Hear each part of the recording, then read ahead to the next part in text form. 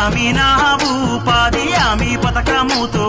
పేదోళ్ళ బతుకులల్లో పొద్దు ఒడిసినాదో పల్లె తల్లిని వదిలి వలసలు పోకుండా